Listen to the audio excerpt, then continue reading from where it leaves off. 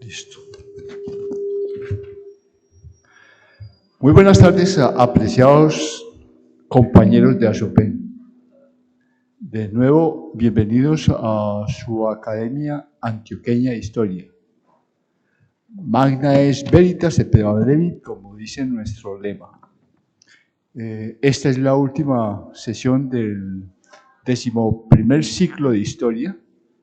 En esta oportunidad vamos a tener la presentación de un historiador que nos ha acompañado durante un buen tiempo, Orlando Luján. Orlando Luján es historiador de la Universidad de Antioquia, trabaja con el municipio de Envigado, de Itagüí, es que me confundí con Envigado por los orígenes, pues. Y además por la casa que estás asistiendo en la parte de textiles, ¿sí? De Itagüí, ¿sí? Y pues es un historiador que ha tenido muchísima trayectoria a nivel local. En este momento va a presentarnos una charla que se llama La paz en Colombia, opciones educativas en contextos turbulentos, el caso de Antioquia. Antes de iniciar la charla, tuvimos una pequeña demora porque había que organizar la presentación de Orlando. El presidente nos va a dirigir unas palabras. Bueno, bienvenidos. ¿Cómo están ustedes? Eso, con ánimo. Estamos muy contentos. Estamos muy contentos por Búcaros. ¿Ah? Búcaros, por fin se nos dio. Después de 75 años ya tenemos la primera estrella. Y como en el fútbol, normalmente los penaltis los dejan para que los cobren los mejores, ¿no? Entonces, hoy cerramos con el último penalti aquí con Luis Orlando Luján, ¿cierto? De vieja trayectoria, muy conocido por nosotros en ASOPEN. Hemos tenido pues el orgullo de contar con Luis Orlando prácticamente en todos los eventos, ¿no? Todos los ciclos, prácticamente. En los últimos 4 nos ha acompañado. Los últimos 4 nos ha acompañado Luis Orlando. Él es historiador de la Universidad de Antioquia. En la última década se ha desempeñado como jurado en la Secretaría de Cultura Ciudadana del municipio de Medellín, en la convocatoria de estímulos para el arte y la cultura.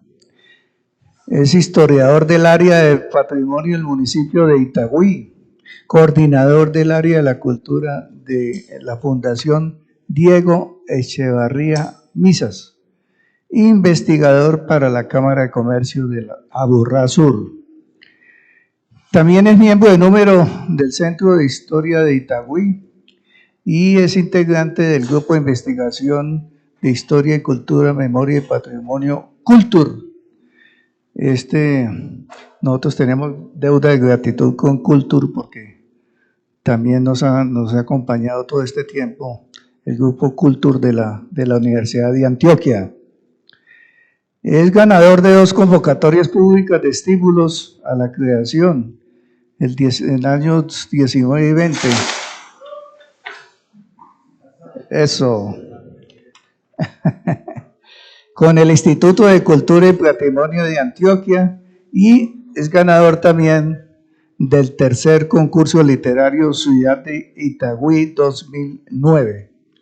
Ha publicado, entre otros, los siguientes libros: Hitos de la Cultura de Itagüí, Hilos de Historia, Tecnología de la Confección y Tejido Social en Itagüí, Cátedra para la Memoria y la Reconciliación, guía para docentes municipio de Granada, Antioquia.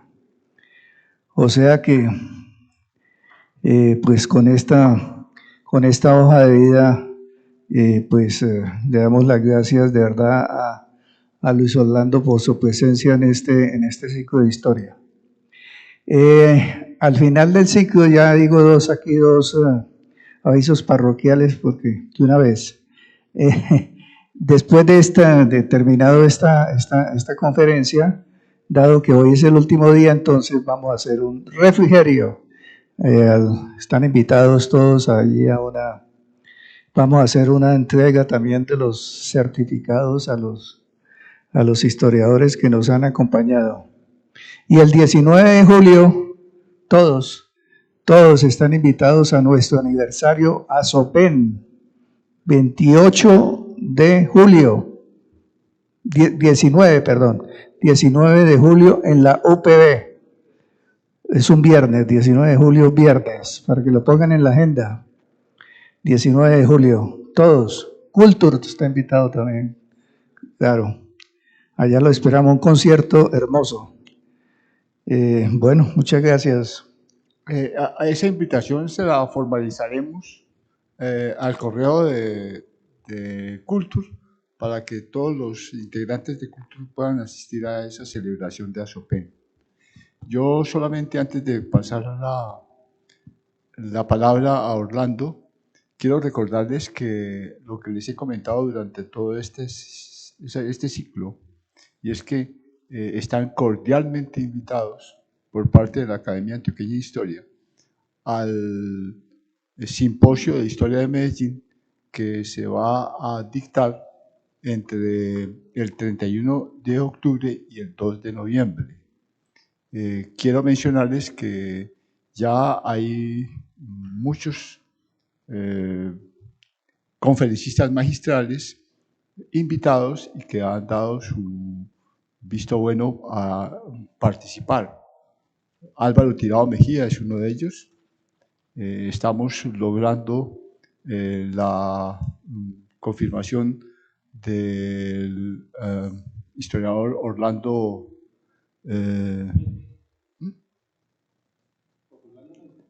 Melo. También está Juan Camilo Aristizábal, el profesor Rodrigo García, que son coordinadores, la profesora, la doctora Margarita Restrepo de la UPB. Hay otros candidatos por parte de la Universidad Nacional que también empezó a participar en este evento con el profesor Renzo Ramírez Vaca. Entonces, tenemos otra serie de invitados importantes que todavía no hemos podido confirmar, como el economista Palacios, que posiblemente nos dijo que podía participar. Entonces va a ser un evento de mucha significancia y ya tenemos el apoyo del Consejo de Medellín y de la Alcaldía de Medellín, y se va a desarrollar en dos puntos muy concretos, que es el Consejo de Medellín, el auditorio de ellos, y en la Universidad Digital. Entonces, bienvenidos para que ustedes puedan inscribirse a ese evento.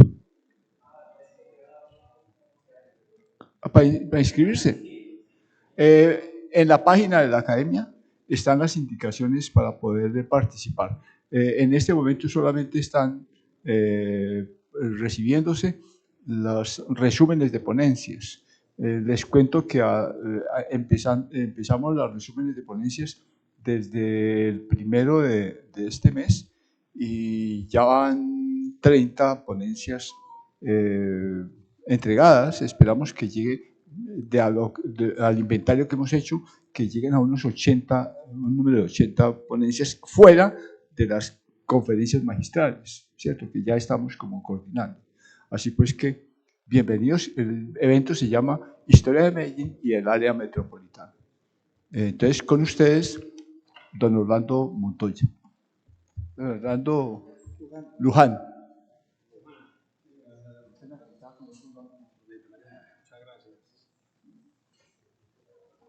Bueno, muy buenas tardes. Es un gusto estar nuevamente, como ya lo señaló don Luis Alberto y don Efraín, pues que hace ya varios años en los que hemos tenido la oportunidad de conversar o de traerle algunos temas que, como ven el título que tiene, lleva los siguientes contenidos: la paz en Colombia, opciones educativas en contextos turbulentos, caso Antioquia. Y entonces la ventaja de ser el último en este proceso es que ya uno recoge el acumulado, y entonces uno lo que hace es como ajustarse a ese acumulado y poder decir, vea, voy a omitir hacer contextos sesudos sobre el conflicto y los actores de esta turbulenta Colombia o de este turbulento departamento como es Antioquia, porque adjunto copia a lo dicho en algunos énfasis pues que se le han puesto a las anteriores conferencias. Entonces, además por tiempos también, ¿cierto?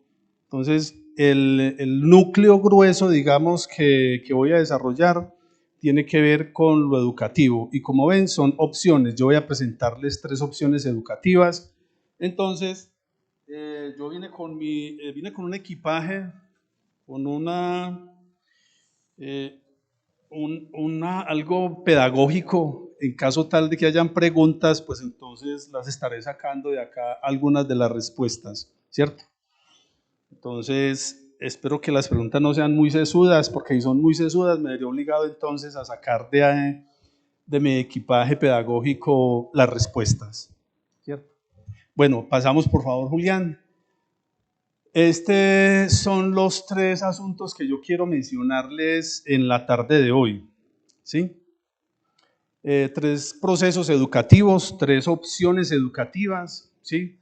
Entonces, esta fichita rápida ahí que me armé me va a permitir entonces que voy a desarrollar 3 campos temáticos y en un escenario concreto como es la escuela entendida como la institución educativa que alberga los procesos formativos de los chicos y chicas, en este caso de Antioquia, que es donde quiero centrar la experiencia. Voy a hacer como una introducción a esta charla, presentándoles esto. Hay 3 temas que voy a compartir con ustedes. Como pueden ver, el primero de ellos es memoria, y la memoria la vamos a desarrollar en un territorio en concreto. Cada uno de los temas tienen unos territorios, y como van a ver al final, se articulan tanto los temas como los territorios en tanto experiencia y en tanto componentes educativos, pedagógicos y didácticos que se desarrollaron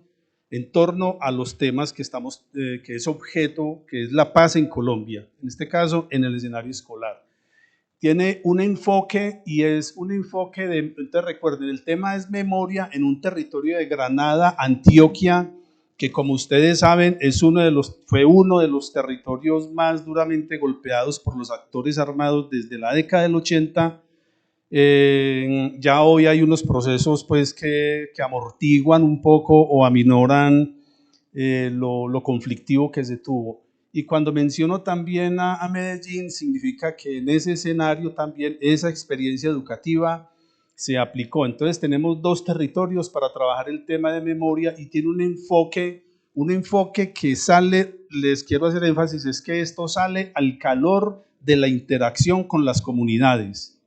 Si bien hubo un equipo o hubo 2 historiadores, valga la oportunidad también de decirles de que esto es un trabajo que realizamos 2 historiadores, ahora les voy a mostrar un poco en qué consistió cuando nos preguntamos por intervenir la realidad social de un ámbito concreto como es la escuela en un territorio como es el municipio de Granada, Antioquia, fuertemente golpeado por las guerrillas, los paramilitares y el ejército.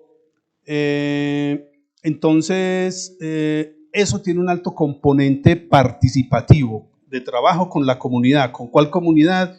En este caso, con la comunidad campesina, con la comunidad de escolares, con la comunidad de docentes, los y las docentes de las instituciones educativas de Granada. Entonces, esto es un elemento que es participativo y nos plantea retos con algunas tensiones también a nosotros los historiadores a la hora de abordar ya no, digamos, el archivo, la fuente, en tanto un archivo documental que permite, digamos, hacer un proceso de sistematización. Ahora les voy a mostrar las fuentes a las que pudimos acceder para poder complementar el producto en concreto, que es una malla curricular. Entonces, voy a mostrarles ahora cómo hacer una cátedra para la memoria y la reconciliación y cuáles fueron las fuentes de que nos valimos en ese momento para poder construir, digamos, lo que nos solicitaban en su momento, ¿cierto? Entonces, cuando hablamos de una memoria emancipadora, voy a decirlo de una vez para que las reglas del juego nos queden claras. Lo primero, ya lo dije, es que tiene un alto componente participativo. Y es una memoria, otros más desde el lado del patrimonio cultural hablamos más de una memoria social también. Entonces, esto es importante decirlo porque cuando hablamos de una memoria emancipadora o una memoria social, estamos hablando de que no es solamente es aceptar la condición de víctima en tanto uno, digamos, es afectado directa o indirectamente por el conflicto armado, ¿sí? Sino que reconoce y valora aquellos aspectos de liderazgo social y significativo que las comunidades en un momento, en un contexto determinado, tuvieron para poder, o tienen para poderse sobreponer. Es decir, que no se queda anclada en la condición de víctima, sino que a partir de su práctica social, artística, comunitaria, se resignifica como sujeto de derechos, ¿sí? Entonces, es desde ese lugar. Hay una bibliografía básica que ustedes la pueden consultar también en internet, la pueden consultar en las principales bibliotecas, para poder ser, que se llama Cátedra para la Memoria y la Reconciliación. Es una guía para docentes. Esto hay que aclararlo de entrada. Los 3 temas que voy a desarrollar hoy tienen una particularidad y es que así tuvo un trabajo comunitario, una interacción con una población en 3 contextos, vamos a ver por lo menos 6 contextos diferentes, es un dispositivo pensado para el maestro, ¿sí? Esa es nuestra población o el beneficiario, en otras palabras, cuando uno formula un proyecto. No obstante, obvio, como el docente hace un trabajo de aula, pues entonces, ¿con quién estará interactuando el maestro? Con los y las estudiantes, y vamos a ver la malla curricular. Aclaro de entrada que, como ven, son bastante dinámicos estos 3 temas, este tiempo es muy preciso, entonces estaré centrado como en lo nuclear de cada uno de estos 3 temas. El de memoria, primero, que ya acabé de presentarlo, dónde sucedió este proceso. El segundo es el de convivencia, es decir, que aquí bajamos como la lupa, ya no es la lupa que le pone a uno al municipio, sino que ya hablamos de la convivencia en la escuela. Y ahí desarrollamos la experiencia en 4 territorios, que fue Marinilla, Medellín, Sabaneta e Itagüí, ¿cierto? Como experiencias significativas, ¿sí? ¿Cuál es el enfoque? Se trabajó desde una perspectiva de la mediación, la figura de la mediación escolar, desde la justicia restaurativa, ¿sí? Aquí va a tener la oportunidad de, cuando los historiadores nos proponen que bajemos esos temas que están puestos en el ámbito social conflictivo, como es el que les acabo de denunciar en el de memoria, en un contexto de guerra, cómo bajamos eso a un escenario como es el escolar. Entonces ahí les quiero narrar esa experiencia también, que son experiencias significativas para hablar, para aportarle a la paz, ¿cierto? Aquí hay otro documento que es la mediación en el crisol de la convivencia escolar, una estrategia para la transformación de los conflictos, guía de estudio para docentes. Aquí hay un apoyo muy importante en una interacción que he venido realizando con la profesora Isabel Puerta Lopera y el profesor Luis Fernando Wiles de Derecho de la Universidad de Antioquia, quienes sacaron un último texto que a mí me parece muy significativo y hemos venido dialogando en esa misma clave, pues, de cómo los mecanismos alternativos de resolución de conflicto en el ámbito escolar son espacios, son elementos idóneos para que el diálogo y no otro tipo de prácticas sean los convenientes en nuestra sociedad y sobre todo en procesos de formación con los chicos y las chicas en las instituciones educativas. El texto se llama El reto de la convivencia en la escuela, comprensión y gestión desde las convivencias, de las violencias en la escuela desde un enfoque restaurativo, y ellos nada más que con la especialidad que tienen. También hay que señalar, al final les voy a mostrar de cómo la Universidad de Antioquia tiene una unidad de resolución de conflictos. Ahí hubo un ejercicio en el que inicialmente nos reunimos como para pensarle a eso, y veo que hoy hay una unidad, hay un escenario para que los conflictos que de manera particular aparezcan en la Universidad de Antioquia, pues sea posible transformarse, y la relación o la convivencia entre las partes en un conflicto, pues lleguen, digamos, a un acuerdo común, más que a una sanción, que es lo que propone justamente un mecanismo alternativo como la mediación. El último tema es el de patrimonio cultural, que es en lo que me estoy moviendo actualmente, ¿cierto? Que a mi modo de ver sigue siendo un elemento que aporta de manera sustancial a la paz en Colombia, en tanto nos permite afianzar eso que a veces parece como muy dicho a la ligera, y es, bueno, hablemos de sentido de pertenencia, ¿sí? Y hablemos de identidades. Entonces creo que, a mi modo de ver, este tema del patrimonio cultural, y se lo voy a mostrar de manera específica en Itagüí, cómo sucede este proceso de trabajar el patrimonio desde una estrategia educativa, como son los recorridos pedagógicos urbanos.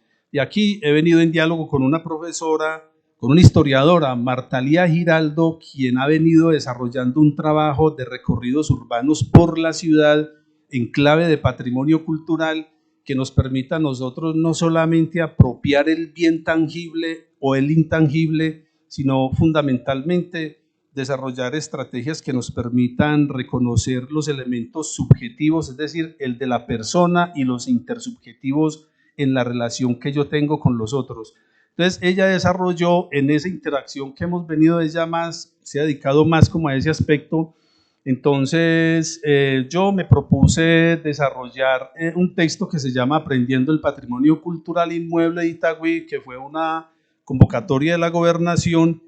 Entonces, al salir ahí premiado con ella, desarrollé una interfaz de aprendizaje interactivo, que sea entonces una oportunidad para decirle que, ojo, estos tres ejemplos o estos tres temas que acabo de decirles tiene algo de particular, y es que están puestos en el lugar de lo multimedial y de lo transmedia, ¿sí?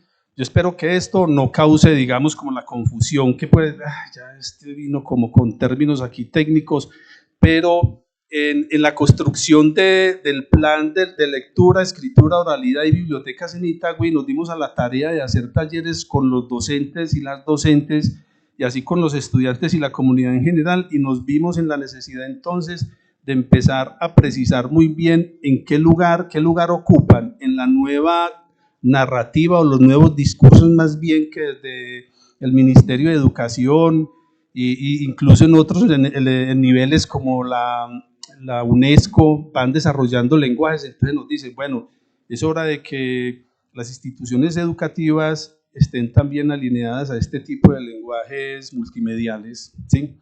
Entonces, ¿qué significa esto? Significa que cuando hablamos de lo transmedia, significa que, por ejemplo, este primer texto, que se llama Cátedra para la Memoria, se lleve al lenguaje digital. Entonces, es lo que les voy a presentar.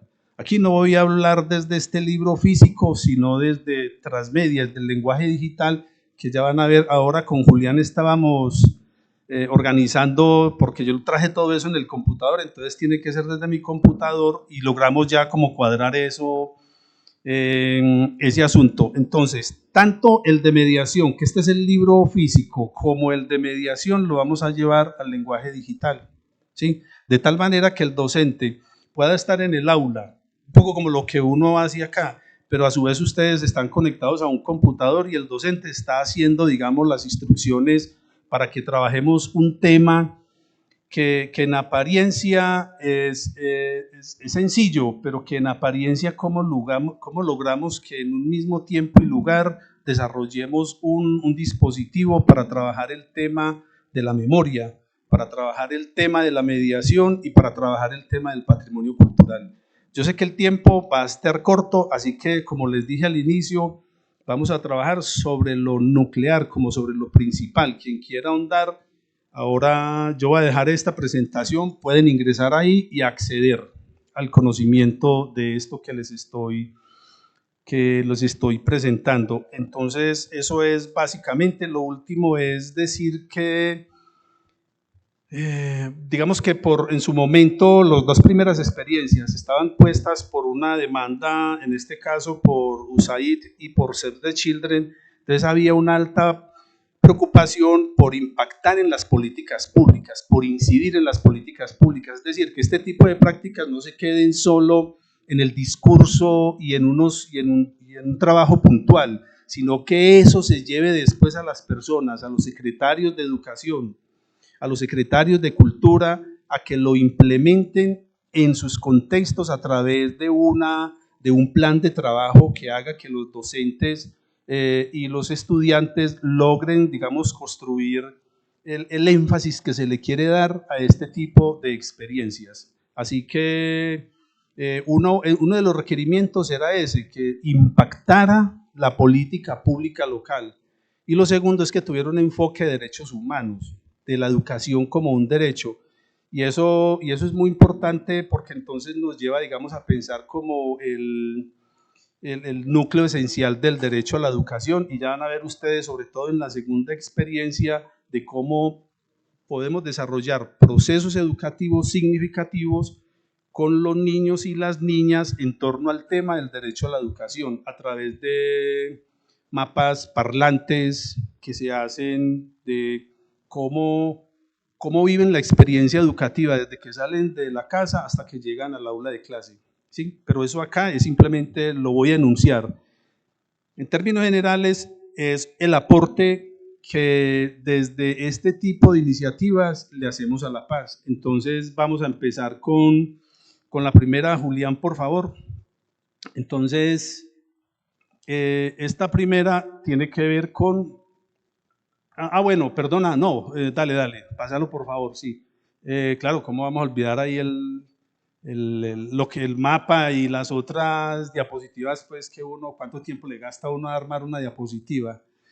Pasamos por favor. Entonces, la segunda, el tercero tiene que ver el territorio. A mí siempre me gusta colocar ese fue como un mapa que me gusta mucho, pero está mejor, aquí me salió un poco ahí mal. Ustedes ven en el centro como esos mapas que definen, digamos, los 10 municipios del Valle de Aburrá, ¿sí? Y la parte oriental, que es donde quiero centrar la atención en este proceso, que es básicamente en Marinilla y en Granada. Como ven ustedes, en la parte oriental, o sea, a la derecha de ustedes está lo que es Marinilla y Granada, donde especialmente hubo la intervención, pero hoy el énfasis está puesto, por lo menos en el primer tema, de memoria.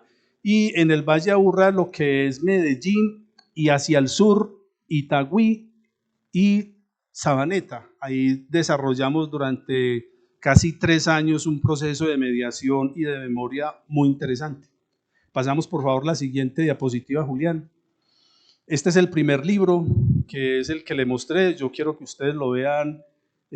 Las fotos,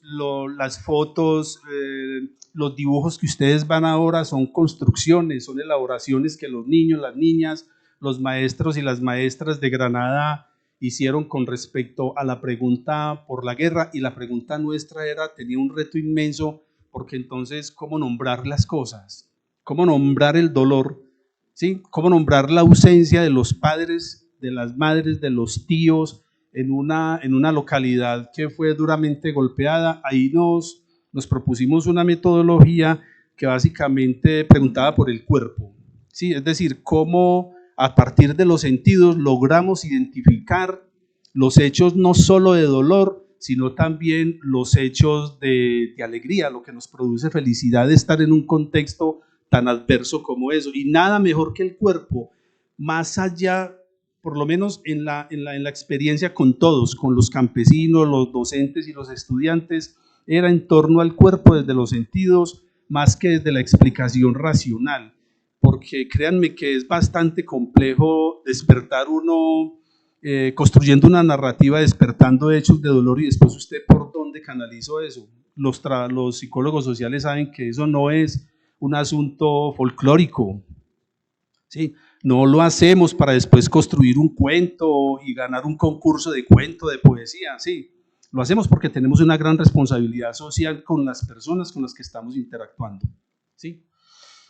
Pasamos, este es la primero, ese es el segundo texto. Como ven, el primero estaba apoyado por esas entidades. Aquí está Save the Children, Salvemos a los Niños, con una clara apuesta por el derecho a la educación y porque la convivencia a través de la resolución de conflictos por la vía de la negociación y fundamentalmente por la vía de los acuerdos entre las partes se lleven a buen término.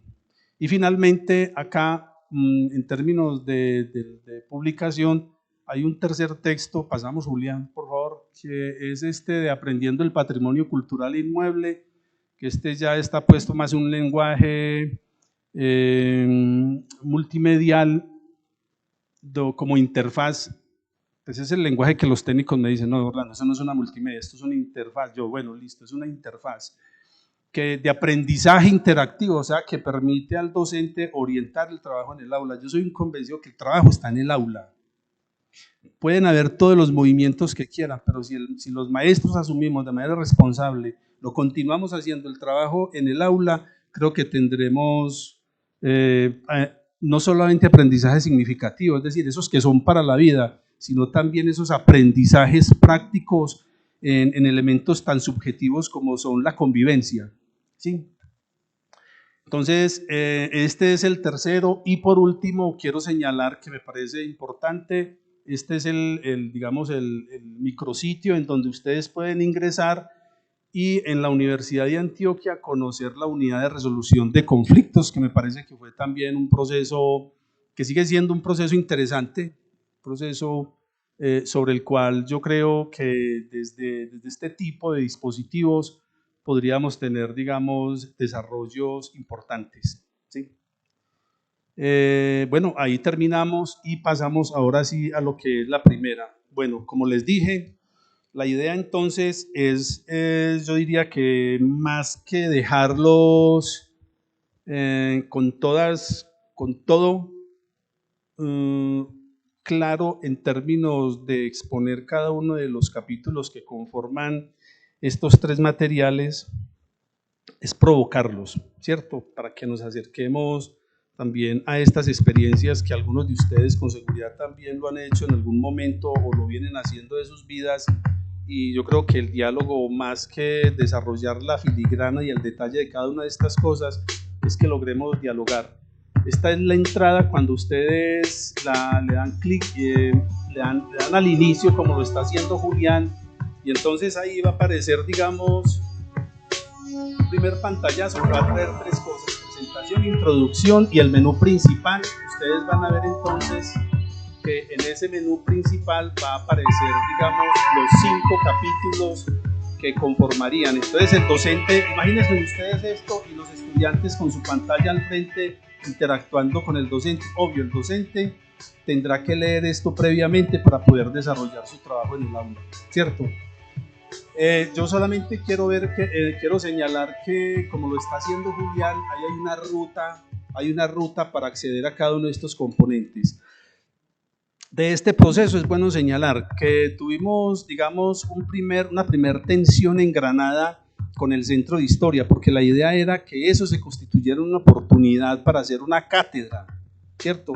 Aunque el término es un poco medieval, pues creo que resulta ser muy, muy útil pues para seguirlo, digamos, para alinearlo un poco como a las propuestas educativas que vienen desde el ministerio. Entonces, queríamos que el archivo fuera objeto que nos permitiera a nosotros construir la cátedra. Hay hubo tensiones que luego aquí entre tintos se las puedo contar, que no nos permitió acceder al archivo histórico de Granada, ¿cierto? Entonces nos ingeniamos de cómo la prensa puede ser muy útil para desarrollar este tipo de trabajos. Y en este caso van a ver el componente pedagógico, incluso el didáctico nos permitió, digamos, a la hora de hacer mapas, líneas del tiempo, cómo logramos articular el archivo de prensa que tiene el CINEP, un banco de datos muy importante, una ONG, que entonces lo que hicimos fue entonces incorporar los recortes de prensa en cada uno de los campos temáticos que ya les voy a mostrar, 3 campos temáticos que surgieron en esta interacción con la población. Vamos entonces ahora les muestro el archivo de prensa para que se hagan una idea. Vamos a los contenidos de la cátedra en concreto. Ya ustedes miraron ahí cuáles son los contenidos del material, pero yo me quiero centrar en uno, ¿sí? Por lo que les decía, porque no nos da tiempo, pues mejor dicho, esto aquí no es yo no estoy vendiendo cada una de estas cosas, sino que quiero que ustedes se piensen cómo la paz también las construimos en escenarios escolares, desde contextos tan turbulentos como son los territorios que acabo de mencionar, y que frente a eso también tenemos que aprender a hacer caracterizaciones.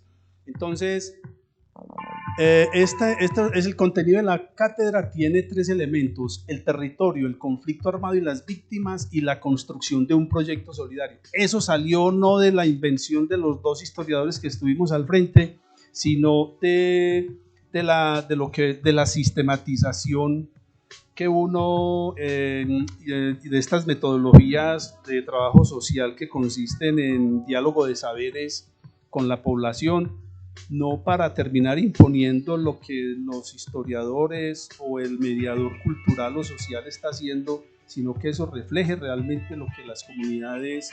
Entonces, uno de los asuntos es Granada, lo que significa para ellos. Había una pregunta o 2 preguntas que eran centrales, y es cuáles son los lugares que a nosotros nos producen placer, alegría, y cuáles son los lugares que nos producen miedo. Y alrededor de eso, trabajando con la población que les conté ahora, y otras técnicas utilizadas, se logró priorizar estos 3. El tercero nos llamó mucho la atención. Ustedes saben que el sector solidario en el oriente antioqueño y particularmente en Granada es un componente fundamental históricamente, incluso mucho antes de que llegaran las guerrillas. El ELN, que llegó al territorio desde la década de los 70, pero el ELN tenía ahí hablábamos con la población, tenía una presencia más política que militar, ¿sí? Por política a ellos les interesaban formar cuadros que, obvio, a partir del daño que le hacía a estas empresas, los secuestros y los demás, les decían, a nosotros nos interesa formar cuadros.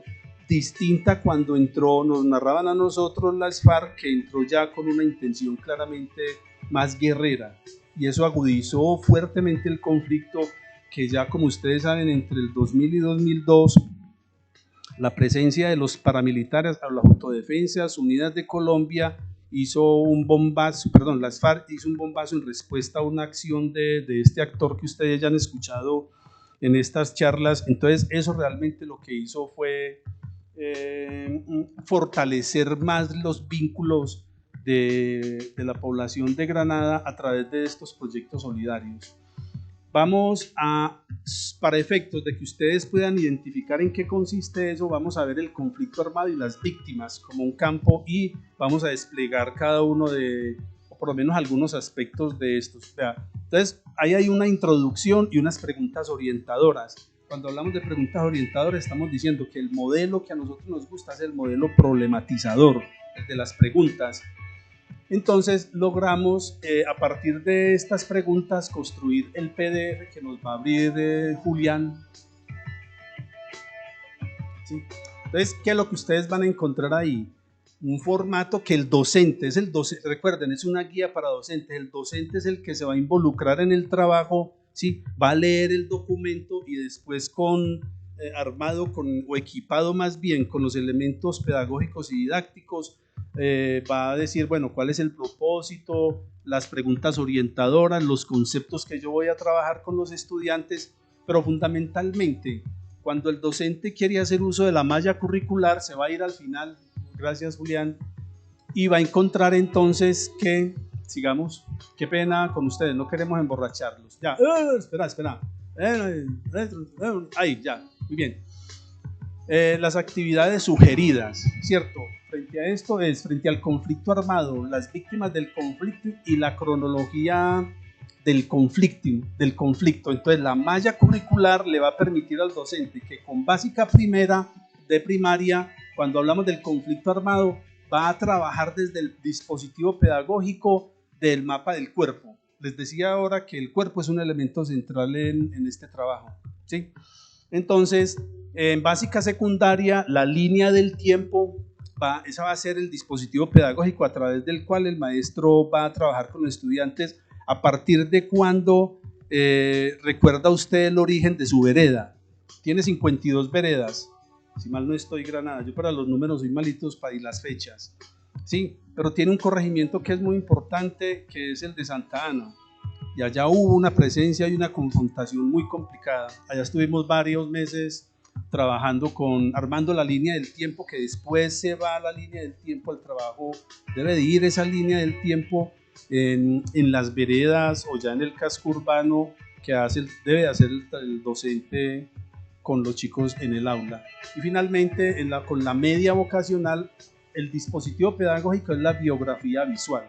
Ahora al final les voy a mostrar la malla curricular para que se hagan una idea de cómo está armada la malla curricular y cómo eso va a ir a enriquecer un poco el trabajo pedagógico.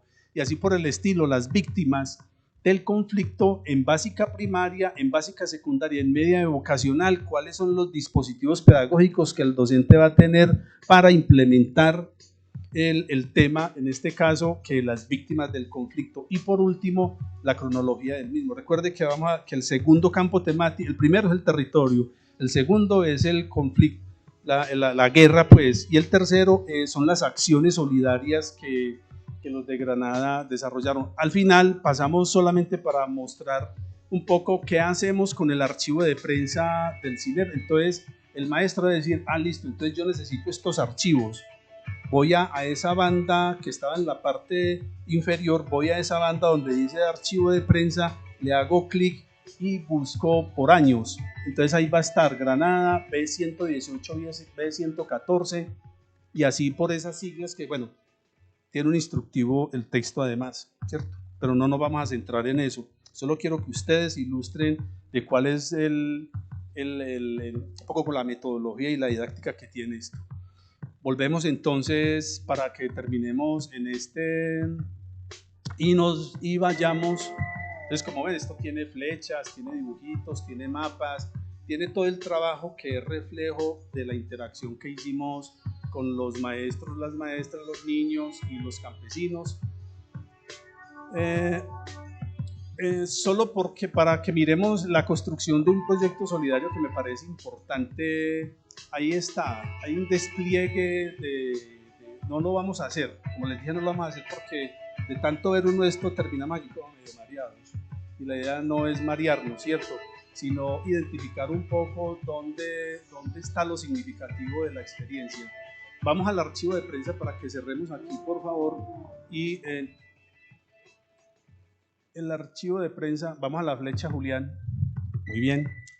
Y ahí van a ver ustedes entonces que desde el año 1994 al 2008, que fue, digamos, la temporalidad en la cual se movió el proceso nuestro, y por lo menos que encontrábamos información que nos permitía desarrollar esto ahí. Entonces, ustedes ven, por ejemplo, Alcaldía de Manos Limpias. Entonces, tuvimos que hacer una lectura juiciosa de cada uno de estos archivos, qué información contenían y hacia dónde le apuntábamos al campo temático, si era el territorio, si era el conflicto o si era al de la estrategia solidaria. ¿Sí? Bueno, esto es solamente un ejemplo. No sé si, bueno, no sé, no, voy a terminar más bien para que al final hagamos unas preguntas. ¿Sí? Muy bien. Entonces, ahora vámonos a lo que es mediación. ¿Sí?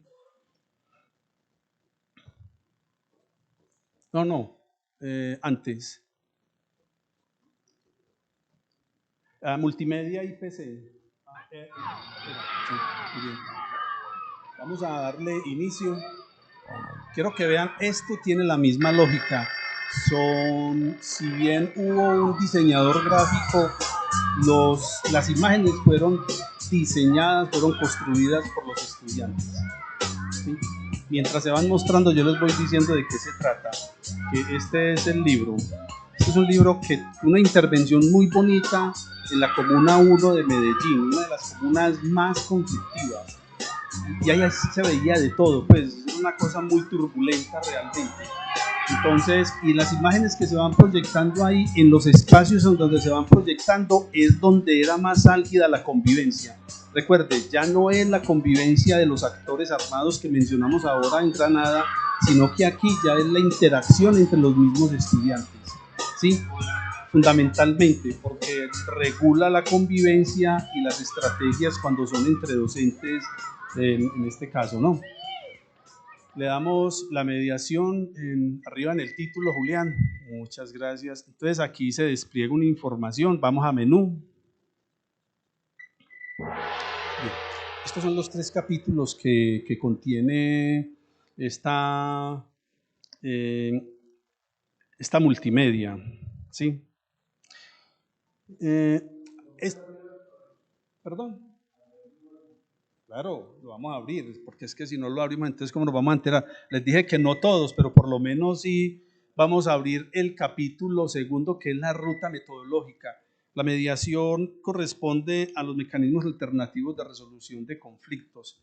Es decir, que, a ver, yo voy a recordar una experiencia. Un estudiante estaba en el aula de clase, se subió, estaban haciendo una fiesta y estaban colgando los globos porque iban a hacerle un reconocimiento ahí, una fiesta entre todos, ¿sí o no? Otra empezó a empujarla, a apoyarla, a molestarle ahí pues el hecho. Entonces ella estaba así y ella dijo, no, yo me voy a bajar y le voy a dar, la voy a revolcar, ¿sí?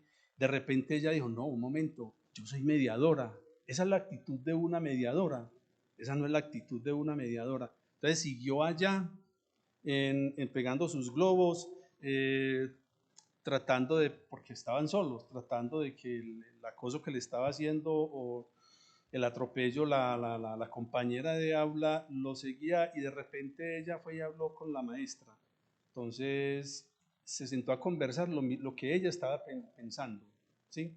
De que si ella había estado en un proceso de formación como mediadora, cuando se presentaba un hecho que justamente es el detonante para que haya un altercado y una confrontación entre los mismos, entonces al caer en cuenta de ella de eso, eso le permitió inmediatamente entonces decir, yo soy mediadora, ¿sí? Así que tengo que buscar los mecanismos o el mecanismo a través del cual pueda yo desarrollar. Afortunadamente el hecho no pasó a mayores. Aquí lo que quiero recuperar es cuando hacemos procesos en torno a mecanismos alternativos que ya vamos. Lo único que les voy a mostrar es cuál es el paso a paso para llevar un proceso de mediación en la institución educativa, ¿sí? Entonces vamos al paso, al menú, vamos al componente 7, dale a la flecha. No, vení, entonces vamos al el primer capítulo. Al primer capítulo, sí. Al 7.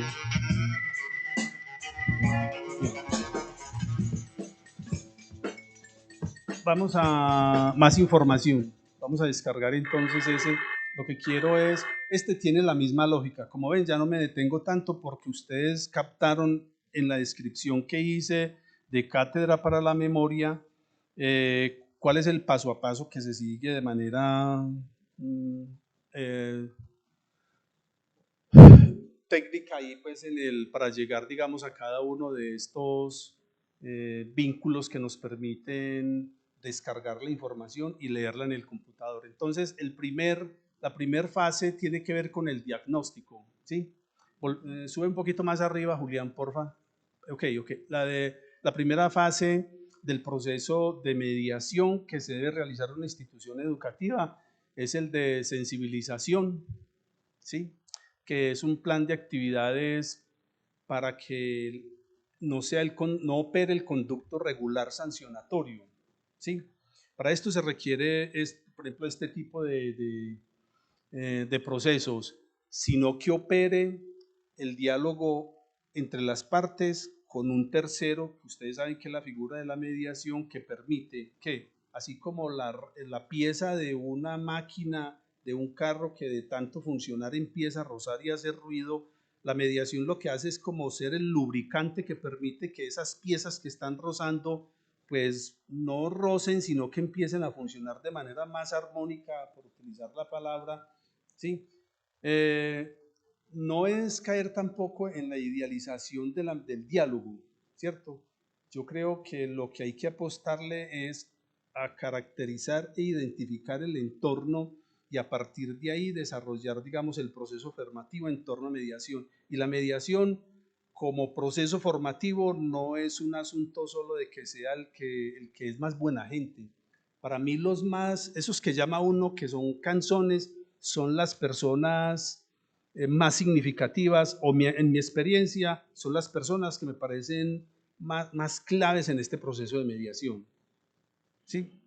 Obvio, también los que son muy juiciosos son muy importantes, pero los que dinamizan el proceso como tal de mediación suelen ser los más canzoncitos, los más inquietos, ¿sí? Entonces, un segundo paso es el diagnóstico de la realidad institucional. Aquí, por ejemplo, es fundamental eso, desarrollar asambleas institucionales que nos permitan a nosotros hablar de los aspectos que en la escuela de manera cotidiana están sucediendo.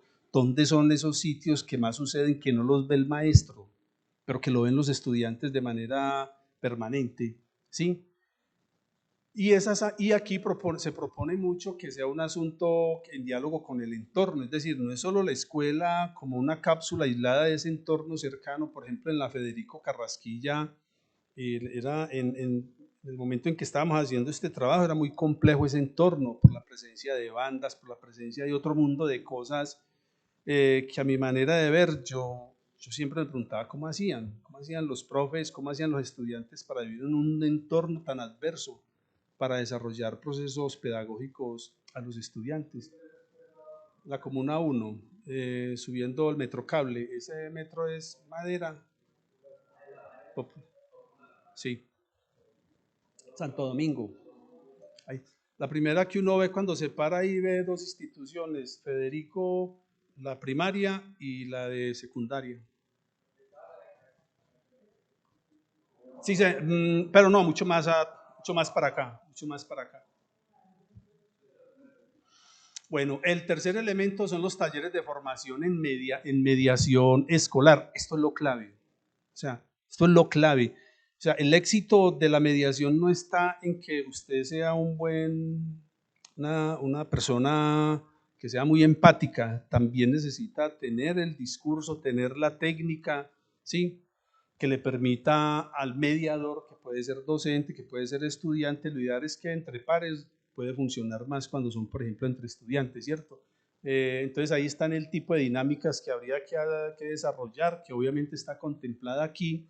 Y estos talleres tienen para mí los conflictos en la escuela el conflicto no se elimina en la escuela, el conflicto se transforma, porque el conflicto es la percepción que yo tengo por el hecho de que aquel es negro o negra, flaco o gordo, ¿sí o qué? Entonces lo que hay es que transformar la opinión, los conceptos, los prejuicios, los valores que en un determinado momento una persona tiene sobre otras o sobre un hecho, ¿sí?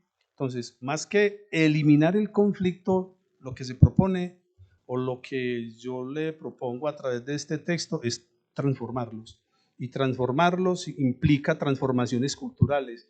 Y esas transformaciones culturales tienen implicaciones de tiempo un poco más allá de lo que hace el juez, dictar sentencia, de lo que hace el administrativo, es dictar sentencia. Ese estudiante se va. Es más fácil sacarlo que dejarlo para que haga parte del proceso de transformar la actitud que en un momento determinado dos partes A y B tienen. Es más fácil expulsarlos que dejarlos a que construyan el respeto por el otro. ¿Sí?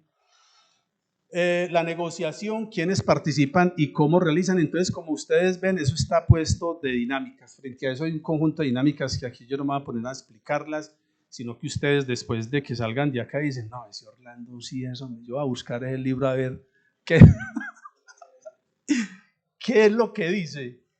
Entonces, hay una cuarta fase, vamos bien, Julián, una cuarta fase que son los momentos para el proceso de la mediación escolar.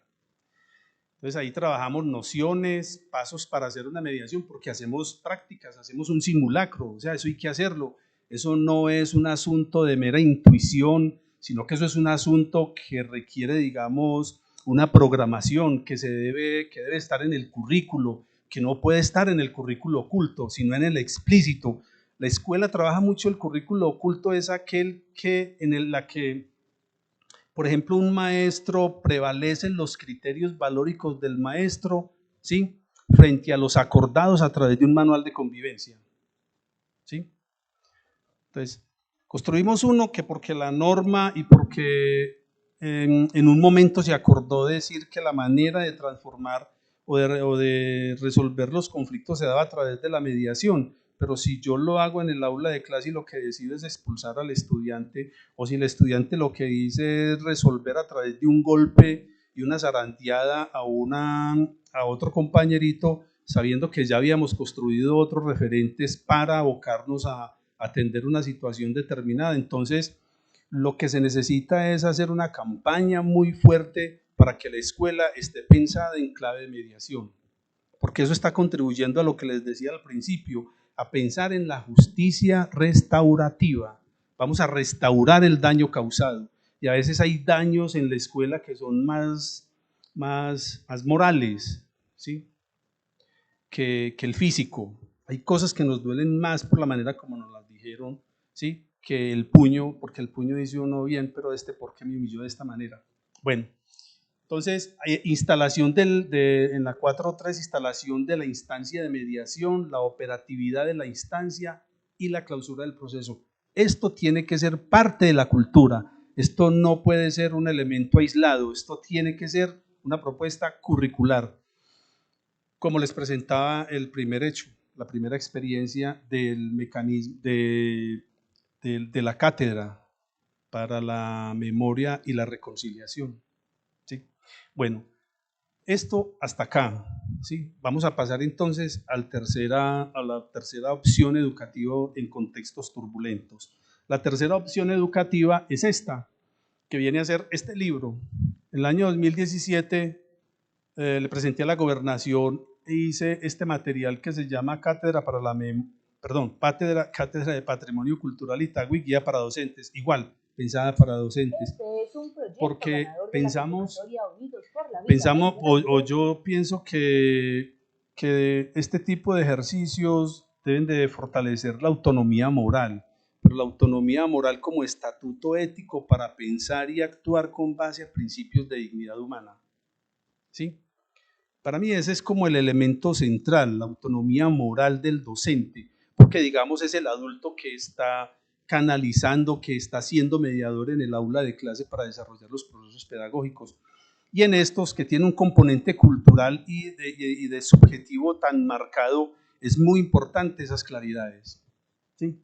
Entonces aquí esta es la multimedia o interfaz de aprendizaje interactivo. Vamos a echarla a rodar, igual como lo hemos venido haciendo. Este tiene, digamos, una primera parte que es muy, yo voy a leerles esto para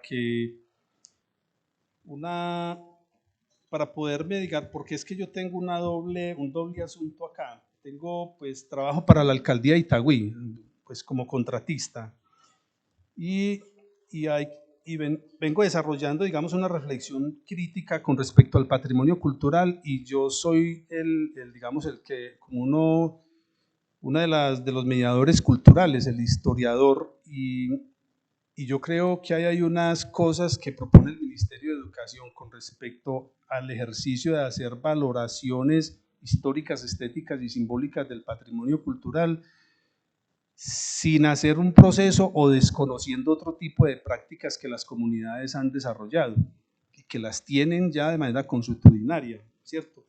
Voy a valerme entonces para poder soportar en un grupo de investigación de la Universidad Pedagógica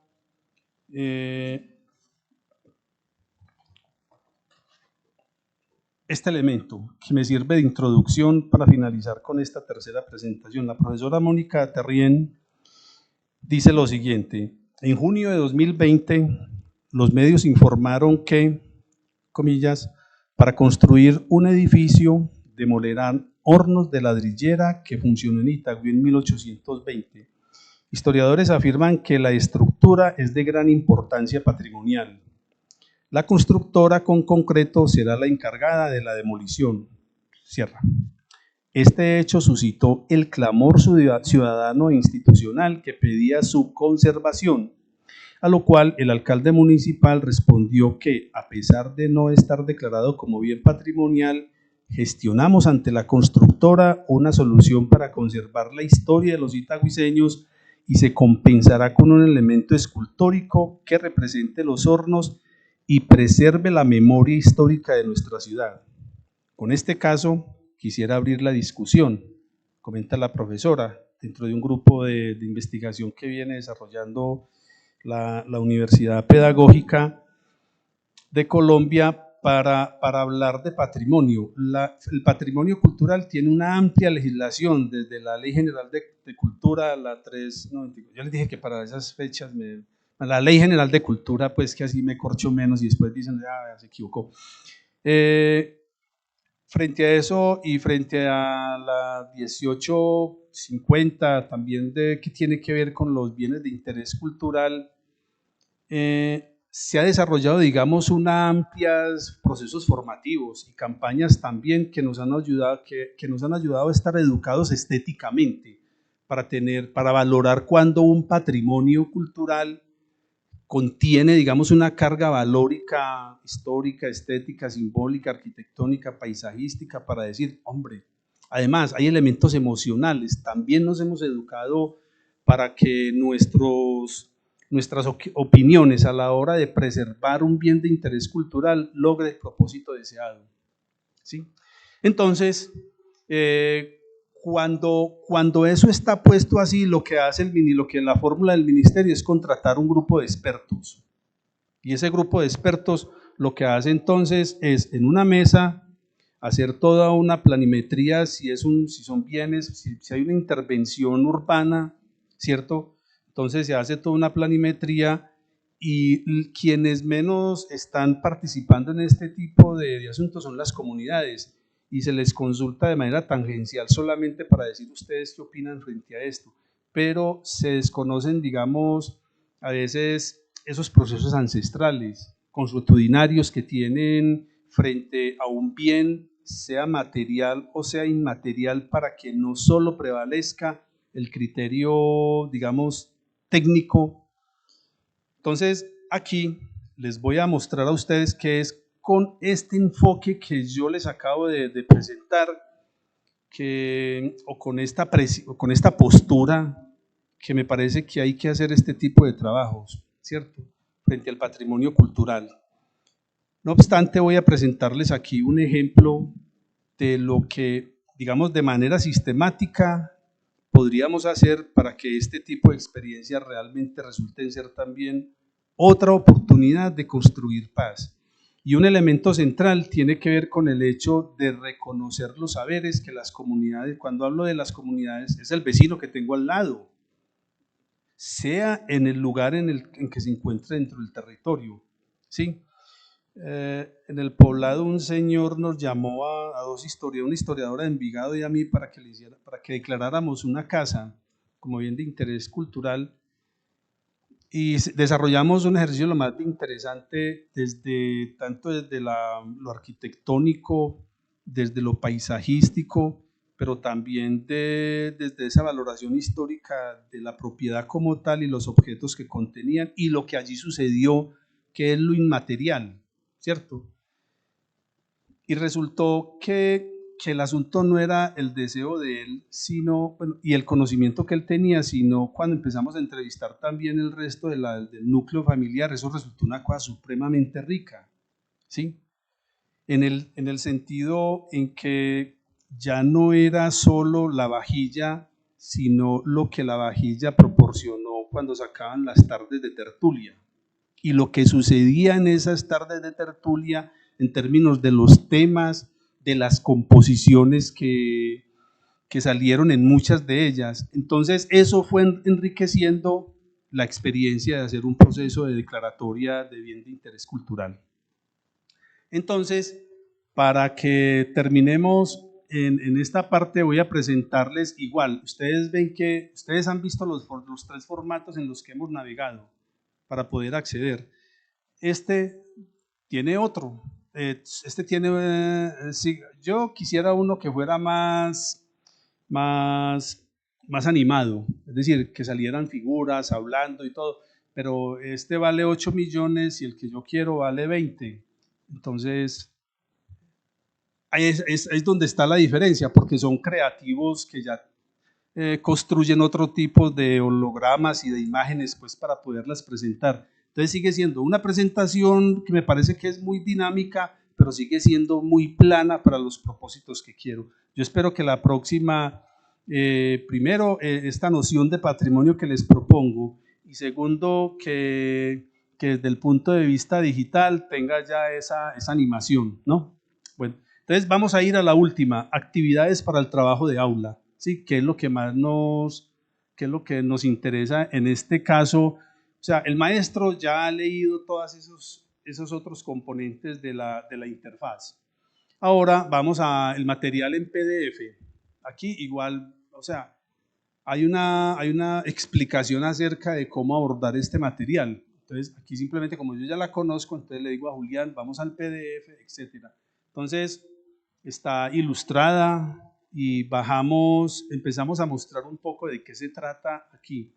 Aquí vamos a hacer el de...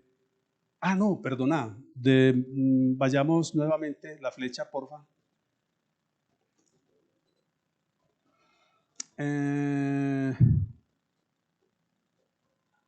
Vayamos a menú. Actividades para el trabajo de aula, por favor. Vayamos a la flecha. Muy bien. Y fichas bienes inmuebles. O sea, esto, de todas maneras hay que hacerlo porque como esto tiene un nivel de compromiso o sea, está vinculado al POT, entonces por eso ya hay una norma,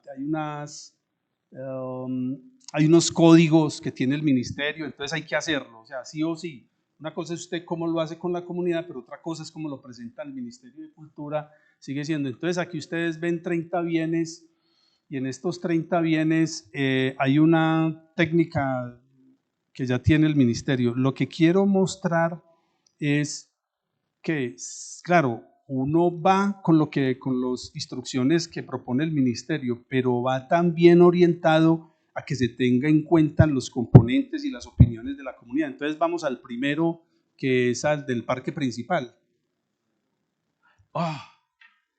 Se descargó. Se descargó. Bueno. Pero alcanzó. Alcanzó hasta el tercero.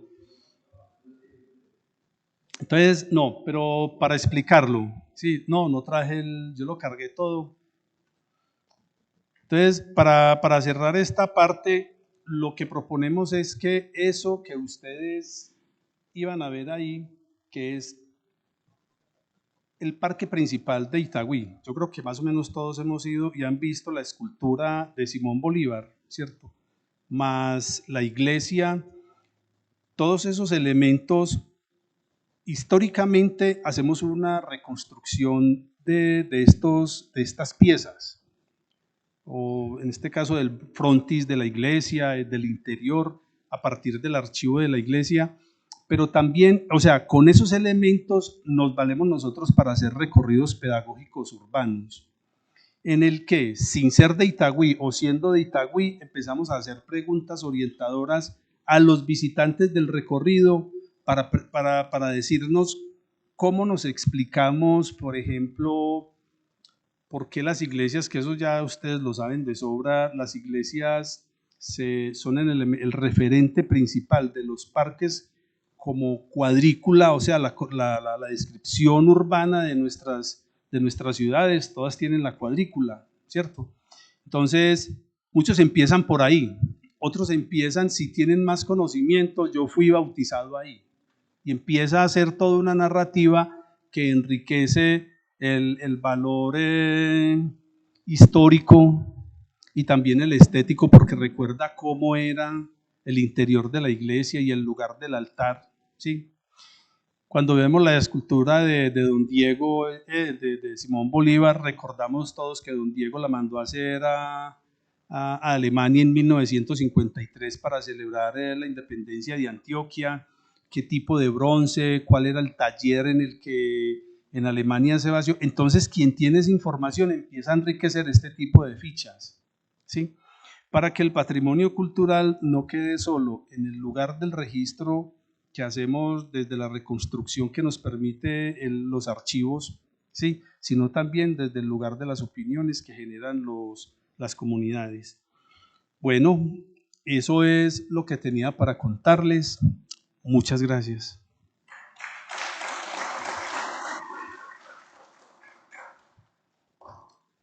¿Comentarios? ¿Preguntas?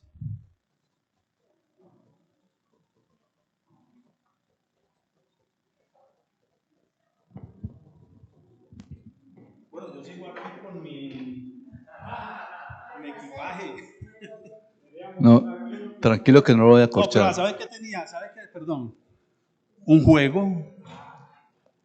Esto hace parte también de el cubo de Rubik, que se llama Eureka. Esto es un juego de cómo a partir de los juegos logramos trabajar el tema del conflicto en el aula de clase, ¿sí?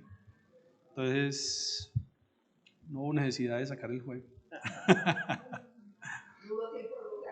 No hubo tiempo de jugar. Bueno, yo quiero agradecer a todos los exponentes porque lo que nos dieron a conocer es muy importante, cosas que no conocemos. Tocó un tema muy importante usted respecto al municipio de Granada, que considero es el más perjudicado y que logró recuperarse muy rápidamente gracias a Cogranada, porque ellos son muy solidarios, como usted lo dijo antes. Este municipio tenía alrededor de 15, 17 mil habitantes, llegó a 4.000. Tenía un presupuesto que en su época le dijeron, usted va a pasar a hacer corregimiento. Cogranada dijo, tengo 600 millones para que recupere su posición de municipio. Entonces, esa es una situación que vivió ese pueblo tan horrible, que, como usted lo comentaba ahí, y quienes hemos ido a conocer la parte de historia allá, nos damos cuenta de lo que pasó.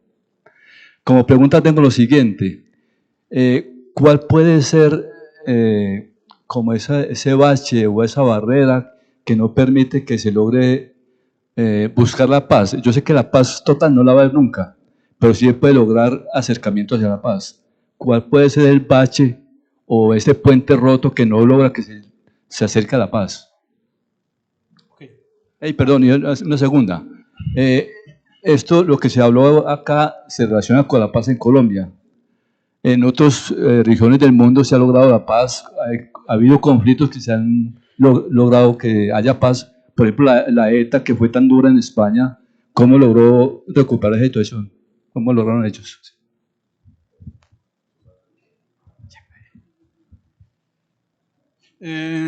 Vayamos con Andrés, el profesor. Bueno, perdón, usted es el profesor Andrés. Bueno, primero que todo, felicitaciones. Excelente trabajo. Por fin veo como una luz al final del túnel, con estas tres pilares que nos acabas de mostrar. y con este trabajo que están haciendo con los estudiantes. Yo pienso que es por ahí, y con los docentes. Yo pienso que es por ahí donde hay que arrancar para empezar a cambiar este país. Y con este tipo de trabajos muy didácticos, porque realmente, y que inicialmente arrancar con los estudiantes, pero que esto debería ser con toda la sociedad, así, en grupos así, porque todos debemos ser mediadores si queremos que algún día esto cambie.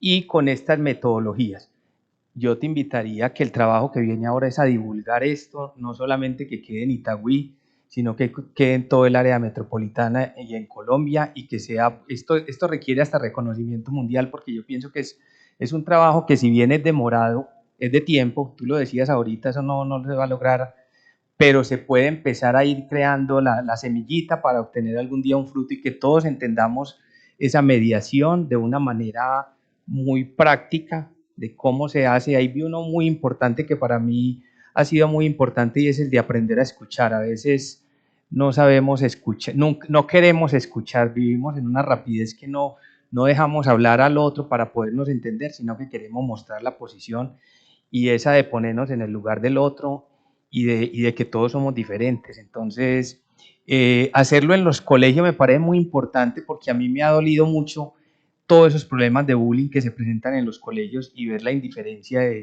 digamos, de las instituciones, y a veces los padres ni se dan cuenta qué está pasando, pero también viene desde la casa, y a veces cuando un pelado hace el bullying es porque tiene problemas en la casa. Entonces es un trabajo que tenemos que construir entre todos.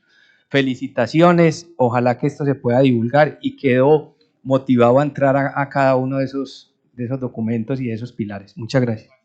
Muchas gracias. Andrés. No, muy cortica la pregunta. Si estas 3 multimedias, que entiendo están en línea, también están disponibles en DVD. Sí.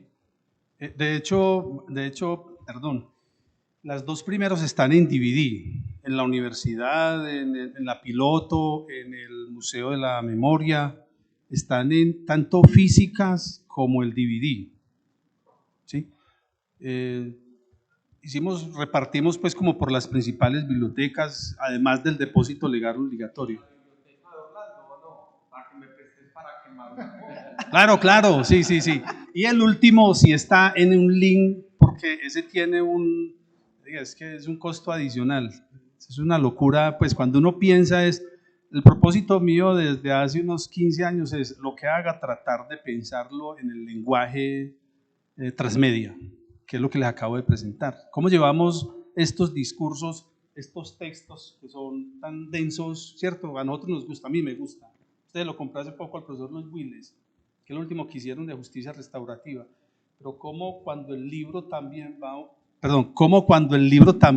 al lenguaje transmedia, va al medio al transmedia, eso permite que se democratice incluso la información, ¿cierto? Claro, Andrés, está en las bibliotecas, tanto el libro como el CD, porque en esa época era CD. Hoy hay ya interfaz, o sea que de una vez llevan todo el discurso a lo virtual. Orlando. María Auxilio. Muy interesante todo el trabajo que has hecho, muy meritorio. La pregunta mía es, ¿ha tenido acogida en el medio educativo? ¿Cuánto, la de Granada, que de pronto fue la primera que se hizo, se sigue aplicando y se sigue teniendo en cuenta? Los otros trabajos que son más recientes, ¿qué acogida han tenido? Eso por un lado. Por otro lado, si el de Granada ustedes se basaron mucho fue en informe de periódicos, de noticias y así, ¿cómo ser imparcial cuando las noticias por lo general son parciales hacia un lado o hacia el otro? Y que la educación no se parcialice, como estamos viendo en este momento, que se está hablando mucho de que en las aulas de clases se enfoca por donde el gobierno quiera que se enfoque. Entonces, ¿cómo hacer para ser imparcial? Y lo otro es, en los últimos trabajos que hiciste, ¿ya se han puesto en práctica?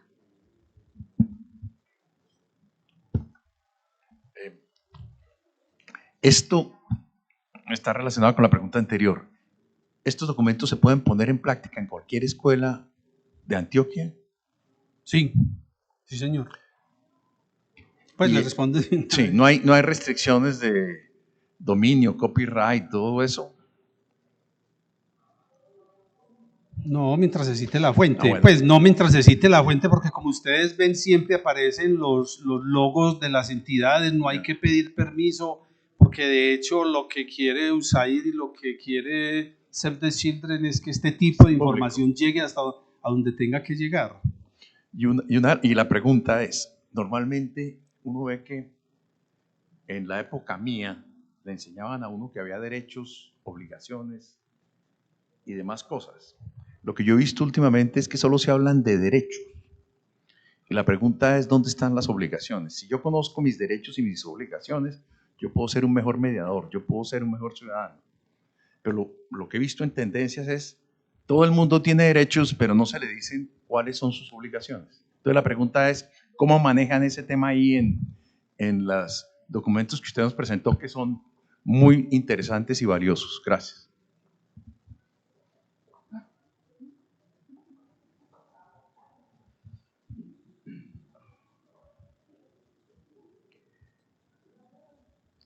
Sí, felicitaciones Orlando por este trabajo tan tremendo de multimedia. Detrás de esto se ve que hay horas y horas de esfuerzo para sintetizar toda esta información.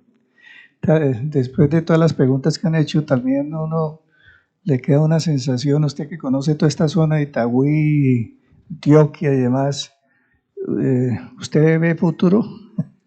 ¿Ve futuro? ¿O estamos cada vez peor? Hay como una desesperanza de que no vamos a salir nunca.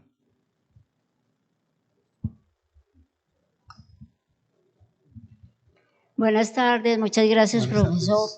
Me ha tocado en muchas partes de mi licenciatura, porque uno ve psicopedagogía, diario de campo. Hay que tener mucha ética y moral ciudadana para que podamos saber cómo se va a conllevar los problemas con los estudiantes. Alguna vez escuché una noticia que no acostumbro mucho, que 11 estudiantes habían arremetido contra una niña y la mataron.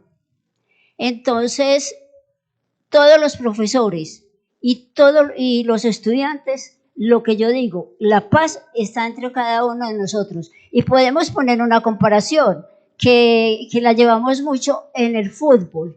En el fútbol uno tiene que saber mucho de ética para no, pues casi como para no matar al otro. O como cuando el otro se muera, uno tiene como de pronto que, ay no, me da como culpita ahí, como culpa de eso.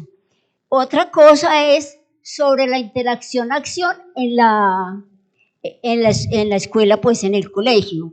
Pero se hace un diario de campo y también hay que, como decías, hay que entrevistar a los ciudadanos, a los campesinos, a los estudiantes y a los profesores, porque ellos están en esa, hay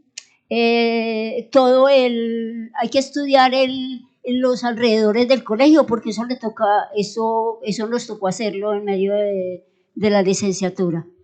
Cualquier licenciatura que uno tenga, sea de historia, yo la hice en idiomas, uno tiene que ver toda esa interacción, esas entrevistas con el pueblo. El pueblo dice, ¿nosotros qué hacemos? Viene uno de una de las fuerzas de la guerrilla, y dice, si ustedes están con otro, nos tienen que dejar amanecer aquí. Y llega otro de otras contrafuerzas y dicen, no, tienen que echar a esos y nosotros tenemos que amanecer aquí. Entonces, es difícil, pero hay que la ética y la moral ciudadana y de todo.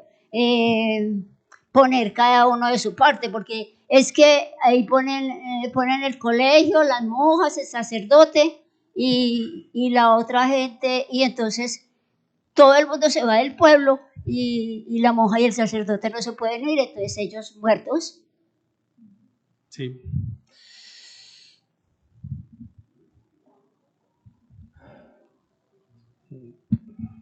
Orlando, lo felicito, qué metodología tan excelente. 3 preguntitas cortas, que relacionadas con lo que te habían preguntado ahora. Esto ya es una política pública, lo que tienes ahí. No. Entonces es complicado. Venga, no, venga. Estás diciendo que el proyecto en las general, experiencias pedagógicas que acabo de sí, presentar. de la metodología, el proyecto que tenés. Para eso necesitaba, pero ganamos. Lo que pasa es que eso tiene un contexto que tiene que ver con la pregunta acerca de los derechos, ¿cierto?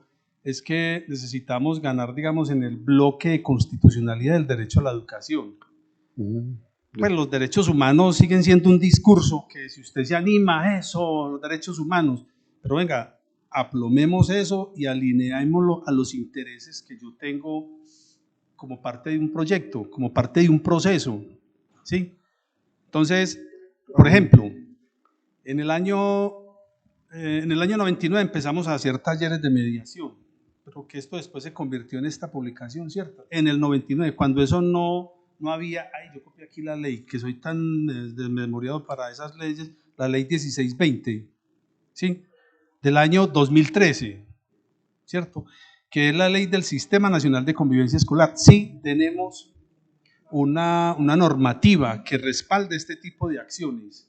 Es decir, no están descritas como uno las describe, que emergen al calor del trabajo con los actores, ¿sí? Pero sí está esto como tal. Antes era la 1850 del 94, de 1994, que tenían en la Capite 5, las instituciones educativas deben implementar centros de conciliación.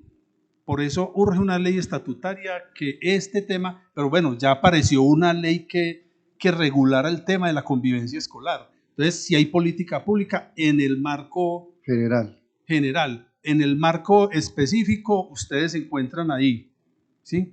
En esta parte del Sistema Nacional de Convivencia, cuáles son los conflictos, y eso ya tiene denominaciones, tiene actores, tiene un Sistema Nacional de Convivencia departamental, municipal, local, ¿sí? O sea, lo que no teníamos en el año 99, que respaldara nuestras acciones, solamente en el 2013 fue que se vino alimentado por todo este trabajo que hemos hecho, desde las ONGs, desde procesos institucionales que han favorecido, ¿sí? Muchas gracias. Y la última, una opinión es que lo que yo entendí de la violencia en Colombia es una destrucción del tejido social histórico y, digamos, de los conocimientos ancestrales. Esta propuesta, según la entiendo, es lo contrario, es reconstruir ese tejido social que se ha perdido con la violencia. Claro. Y además ese tejido es justamente el que va a tomar tiempo, porque no es un asunto de decreto. Buenas tardes. Buenas tardes. Te hago una pregunta y tengo unas cuestiones acá que me surgieron a partir, pues, de la exposición. Si bien en los colegios tenemos como todo el andamiaje para evitar, para tratar los conflictos, infancia, adolescencia, tenemos el de convivencia escolar, tenemos manuales de convivencia que no pueden estar por encima de la Constitución, ¿no es cierto? Hablando de derechos y deberes de los estudiantes. Veo el asunto de la mediación de los conflictos, ¿sí? Y no sé si estas cartillas que nos estás presentando van acompañadas de evitar el conflicto, ¿sí? ¿Me hago entender? Porque es que en los colegios no nos podemos pasar todo el tiempo mediando conflictos, ¿sí? Porque la idea es evitarlo. Porque si yo me paso mediando conflictos, los estudiantes son agentes de derecho, entonces, por lo tanto, un muchacho tiene que estar con la víctima, bueno, su victimario, tiene que estudiar con su victimario todo el año mientras se le hace el debido proceso. Y eso es un asunto muy complejo, es que yo tengo que estar en el mismo salón con el que me golpea, el que me roba, el que me maltrata, porque él tiene derecho a un debido proceso y por encima está el derecho a su educación, entonces él no puede salir del sistema. Entonces, no sé si esto está acompañado de esas herramientas éticas, filosóficas, educativas, para evitar el conflicto, más allá de resolverlo. Sí. Además eso tiene todo de... A ver, antes de responderte, porque también hay otros que hicieron, seguimos, si hay más preguntas. No. Ya. Deje así. Vea. ¿Cuánto tiempo llevan con esto listo y la implementación? Y si de pronto ya tienen algunos resultados, así haya sido en Itagüí, de experiencias positivas al respecto.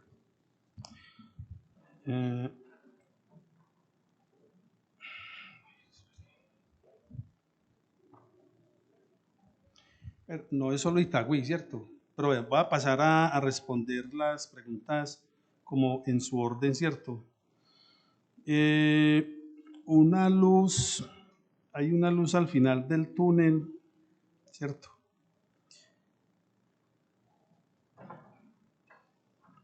¿Cuáles son las barreras? Y en otros contextos se han logrado la paz.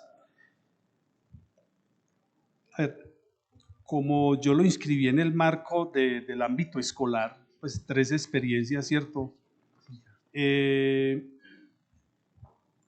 Yo pensaría que tanto en el ejercicio de memoria como en el de mediación y en el de patrimonio cultural, la principal barrera para la paz es no quererla. Pues no querer, no estar convencido de que ese es un camino, ¿sí? Porque a veces preferimos optar por la vía como la más fácil, decir, pero es que si la paz la decido yo sin tener que acordar con otro, entonces que si haga lo que estamos hablando, ojo, no estoy hablando de la paz en ese ruedo del país, sino en un escenario concreto como en la escuela. Yo estoy pensando de que en la escuela se deben desarrollar procesos formativos donde se logren, además del aprendizaje específico, ¿cierto? En cada una de las áreas, haya también un aprendizaje significativo.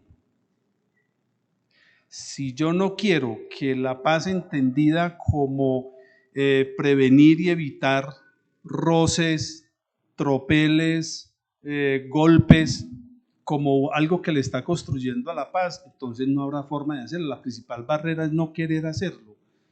Y que ello obstaculiza que procesos de convivencia que sean más asertivos, ¿cierto?, no se logren desatar. Entonces eso sí es un asunto complicado en el escenario en el que estoy hablando, ¿cierto?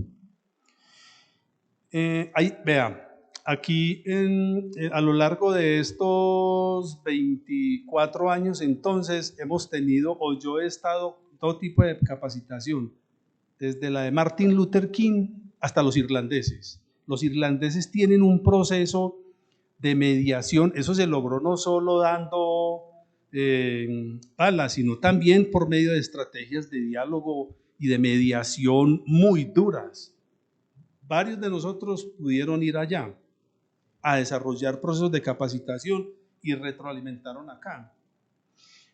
Hay una línea que ustedes, esa es una línea de trabajo, ¿cierto? Parece que es más rigurosa, es más sistemática, es más extenuante, porque ellos son más exigentes en ese tipo de cosas.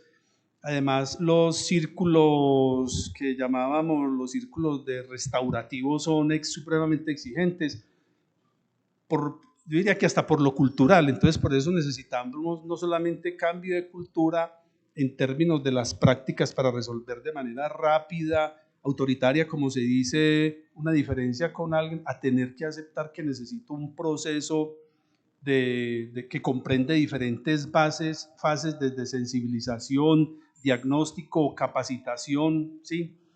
Entonces, y la otra es la kingiana, de Martin Luther King, ¿cierto? Que ahí nos dieron, la gobernación nos dio una capacitación muy extenuante también alrededor de ese enfoque de la teoría de Martin Luther King para la resolución de los la resolución de los conflictos. Yo prefiero hablar de transformación de conflictos, que es diferente a resolver un conflicto, porque en el escenario en el que estamos hablando, por supuesto, puede que cuando lo llevemos a un escenario político y social haya que hacer unos matices y otros énfasis ahí.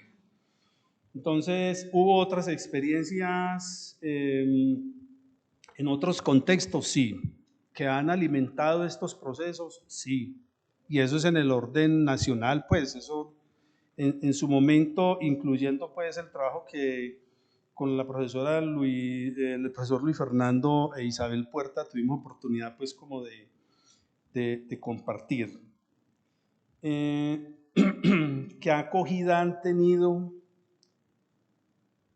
Recuerda que estamos hablando de 3 experiencias. En Granada, yo les dije al inicio, hubo una tensión muy dura con el Centro de Historia, ¿cierto?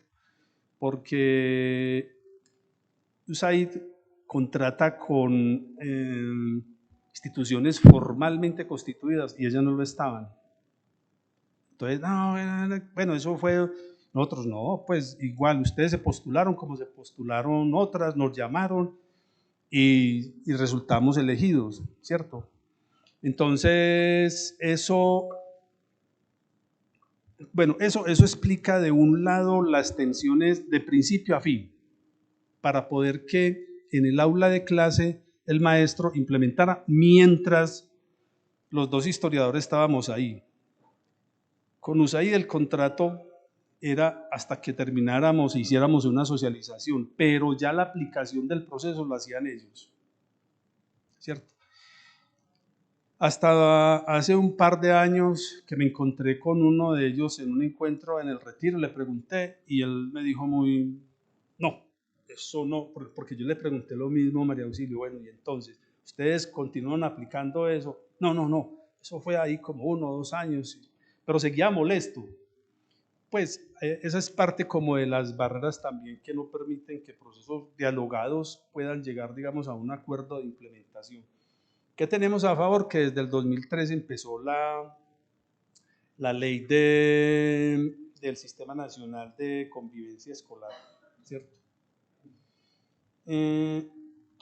Con la prensa, entonces ese era el riesgo nuestro cuando pensamos en la fuente de consulta, que si la fuente era prensa, tenían esos sesgos.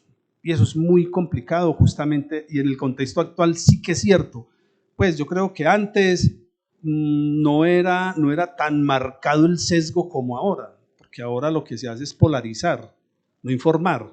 Y a veces una cosa es como informa un periódico, pues eso lo saben ustedes. Yo prefiero leer tal periódico a leer otro, no, porque es que pues sí, este se va por las ramitas, ¿no? Yo quiero que los columnistas se vayan por el tronco, analicen el asunto y que uno infiera. En cambio hay otra prensa que uno dice, pero pues, ¿sí? En el momento en que se construyó esto, hoy en día eso está más polarizado, entonces es más complejo pensarlo. Pero esa es la tensión que presenta este tipo pero nos quedó otro camino, no teníamos algo lo suficientemente, una información rica para alimentar la malla curricular. Y como no nos podíamos, pues no era ético inventarnos hechos ahí para poderlos marcar, ¿sí? Entonces, eso, en el momento pensamos en esa tensión, tratamos de ser pues lo más ecuánime a la hora de tomar decisiones con la prensa, ecuánime en el sentido que le apostaran a lo que quería la malla curricular, tratar con respecto a esos 3 campos temáticos que trabajamos y sobre todo el grupo poblacional al cual va dirigido.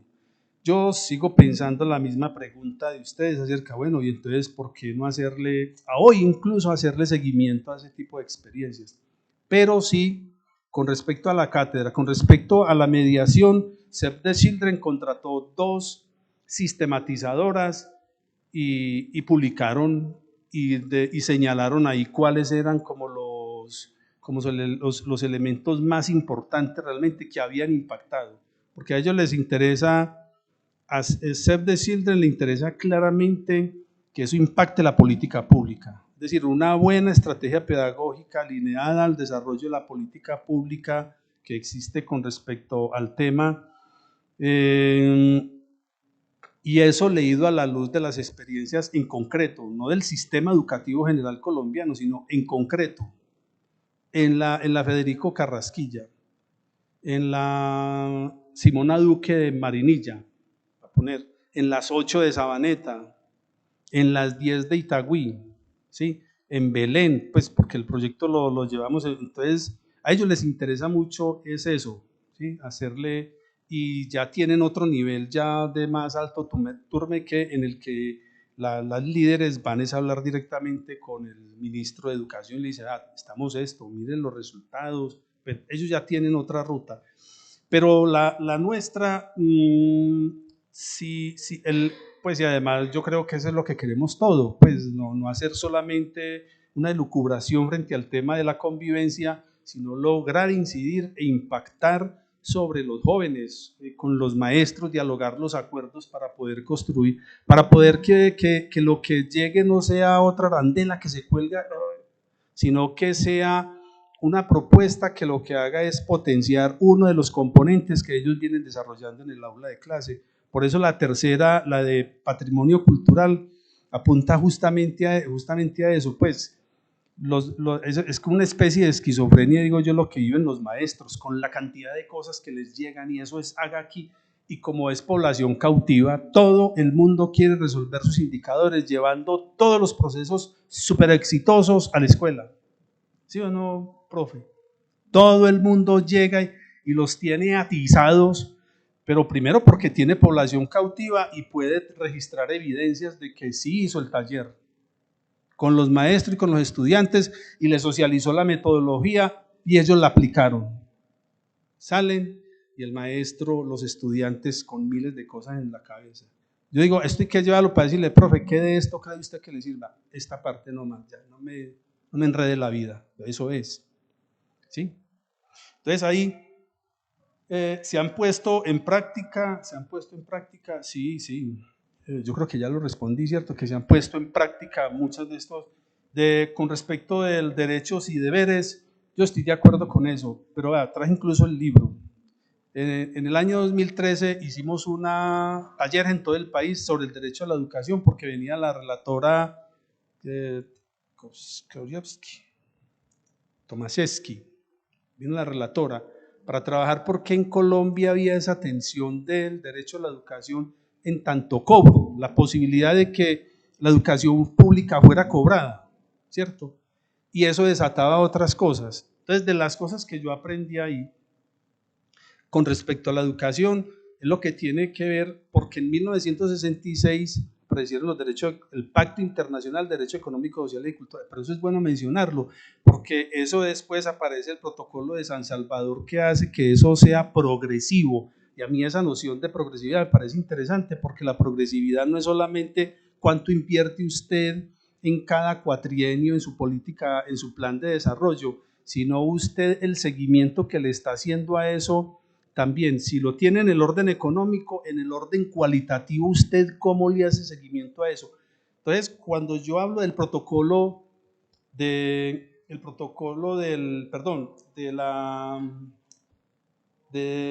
bloque de constitucionalidad, significan los desarrollos normativos y aquellos elementos como por ejemplo el que acabo de colocar sobre progresividad, ¿cierto? Y eso es aplicable incluso, como les decía, a la ley de convivencia.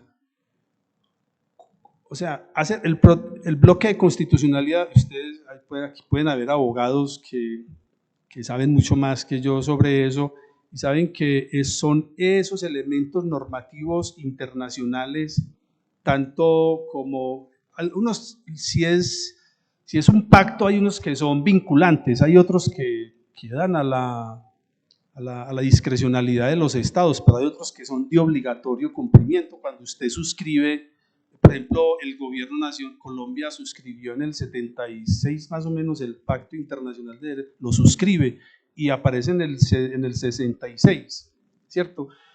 Cuando todo este desarrollo normativo internacional, regional, en el ámbito nacional aparece y le da, digamos, el estatus de derecho a la educación, creo que es ahí que logramos, primero, estar alineados a un asunto del derecho. Y en segundo lugar, en el trabajo que yo hago, que no les mostré ahí, hay unos talleres que aparecen unos anexos en mediación acerca de cómo trabajar el derecho a la educación, haciendo un mapeo del derecho con los niños y las niñas en las instituciones educativas, sin necesidad de que eso esté marcado en el discurso que yo le voy a dar a ellos sobre los pactos, las leyes, toda la normativa que se ha producido para hablar del derecho, sino a usted, pues, preguntas como si en su cuadra, cuando usted viene de su casa al colegio, hay 5 niños que no están estudiando, se está vulnerando el derecho de ese niño como sujeto de derechos. Bueno, entonces, bajar eso a ese nivel nos permite a nosotros tener una aprehensión del Estado en el que se encuentra el derecho a la educación en un contexto determinado. Y si eso lo llevamos también a las acciones comunales, que a mí no me es, bueno, a los espacios comunitarios para trabajar, digamos, mesas sobre el derecho a la educación, siguiendo una metodología que sale justamente de este trabajo que hace la Defensoría del Pueblo, eso nos ha ayudado, soportados en las normas internacionales y nacionales, a que el derecho, yo por lo menos, y ahora se los mencioné, yo creo que tenemos que desarrollar mucho la noción de autonomía moral como estatuto ético para pensar y actuar con base a principios de dignidad. La religiosa, la moral religiosa la tenemos cada uno de nosotros, pero la moral como estatuto ético para pensar y actuar con base en principios de dignidad humana, creo que tenemos que hacer ahí como un esfuerzo grande para que eso esté guiando nuestras acciones. Y yo creo que es ahí donde se puede ver reflejado el asunto de nuestros compromisos también, de lo que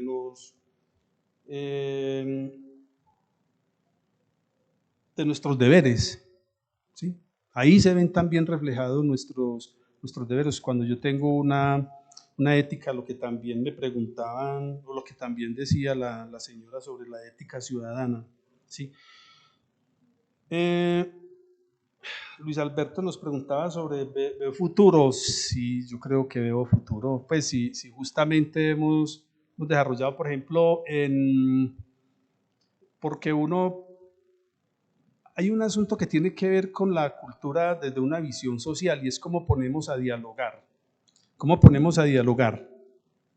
No solamente las decisiones, el Estado es un mediador cultural, ¿sí o no? Un mediador frente a los creadores, frente a los artistas, frente a los que de manera espontánea hacen sus obras sin que estén reguladas por lo que diga el ministerio, que hay un plan nacional de arte, de música, de teatro, de danza. Ellos lo hacen sin que eso esté regulado por nada, ¿cierto? Y lo otro tiene que ver con las organizaciones. Hay quienes sí se preocupan. Uno es la producción espontánea, otra la que hacen las organizaciones formalmente constituidas para adelantar procesos artísticos de formación o de creación, ¿sí o no? Y otra la que hace el Estado. Eso para mí es una visión social de la cultura. En Itagüí yo conozco escenarios y otros escenarios, pues Itagüí es porque uno trabaja allá, ¿verdad? Pero uno conoce gente en Sonsón, por ejemplo, ese trabajo que hacen en Sonsón en torno al patrimonio cultural, ¿qué le hace falta? Pero es porque apenas el año pasado lo conocí de manera más detallada, es todo ese asunto de cultura ciudadana. ¿Qué se ganan ellos con tener 12 museos, 11, 12 museos? Pues le decía a la chica que trabajaba allá, si uno anda por el pueblo y uno dice, pues, el saludo es muy poco, ¿sí? Hay otra cosa, hay otra cultura, es como que los museos están como si fueran castillos por allá y la gente paseara, entonces uno tiene ganas de acercarse, a hablar de toda esa parte subjetiva que tiene el museo religioso, el de los abuelos, etcétera. Son 12 museos, ¿sí? Bueno, Yo creo que alcancé a responderlas todas, ¿cierto? No, venga, espere. Mediación. Prevenir. ¿Cómo lo de la prevención? Eso es muy importante. O sea, esto por lo menos en lo que tiene que ver con la mediación, yo les presenté a ustedes en esas fases, esa primera fase es fundamental. Mejor dicho, con la anécdota que empecé. La niña cuando se sintió agredida, la agredieron, y ella dijo, un momento, yo soy mediadora, ¿cierto? Pues cómo incorporar, prevenir es cómo incorporar prácticas empáticas, ese es el nombre, ¿cierto? Cómo involucrar, cómo introducir prácticas empáticas en la comunidad educativa para que cuando aparezcan, cuando emerjan chispas que pueden detonar un conflicto, sean prevenidas para evitar que escalen. El asunto de la mediación me parece es que permite frenar el asunto del escalamiento de los conflictos, y no hay nada peor que escalar. Cuando escala un conflicto es capaz de desbaratar en una jornada todo el proceso que se ha venido desarrollando en torno a la convivencia, por una chispa. Entonces creo que ahí, cuando la mediación hace parte de la cultura escolar, se habla de la mediación, se habla de la justicia restaurativa, explícitamente la nombramos y tenemos dispositivos y tenemos metodologías, tenemos formatos si quiere, creo que eso a la escuela le ayuda mucho a prevenir. Pues por lo menos es lo que... y ahora hay más centros, yo he visitado varios centros de mediación y uno dice, vea, qué bueno, ya hay oficinas de mediación, las hay, ¿sí? Que no es fácil trabajarlas, eso sí. Bueno, muchas gracias, don Efraín. Creo que con ya hemos cerrado este ciclo de historia, hemos cumplido con lo que se quería, que era tratar un tema que es supremamente complicado, que es la paz.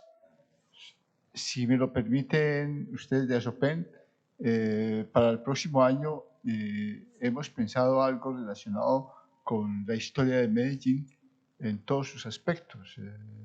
Entonces, están cordialmente invitados a un nuevo ciclo, lógicamente con el aval de ASOPEN, el apoyo de Culture y también el apoyo de un grupo de la Academia Antioqueña de Historia. Entonces, ahora vamos a cerrar esto con una entrega de diplomas a los expositores que nos acompañaron durante este tiempo, y después de esto están muy invitados a un sencillo refrigerio.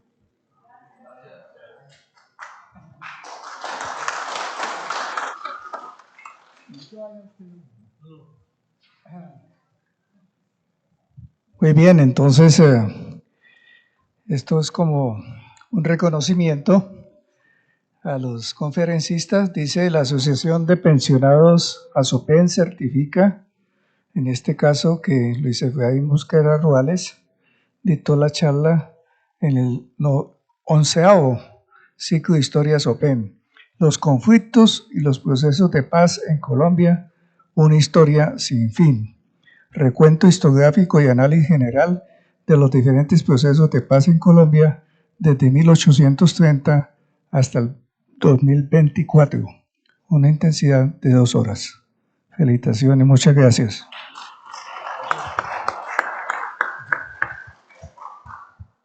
Ahí vamos entregando, Luis Efraín, ¿puede entregar el otro? Por favor.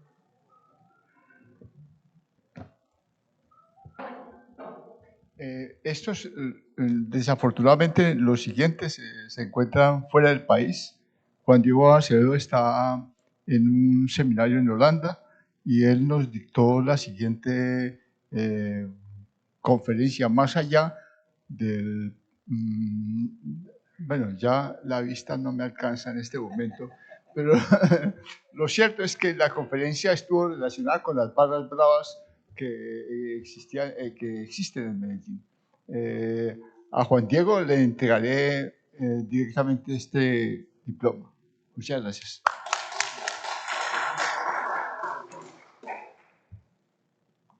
El siguiente conferencista fue Alejandro Restrepo Ochoa.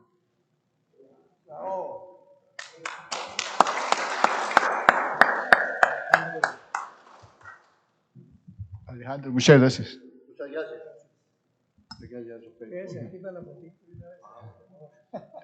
Antes de terminar la entrega de estos diplomas, vamos a invitar a ustedes a que suban aquí al estrado para que nos tomemos una fotico de recuerdo. No, después de... Voy a entregar Laura Melisa Olarte Gutiérrez. No se encuentra. Bueno.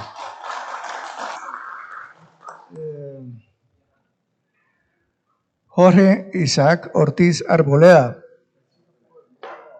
Está trabajando, pero aplauso también. Y Luis Orlando Luján Villegas.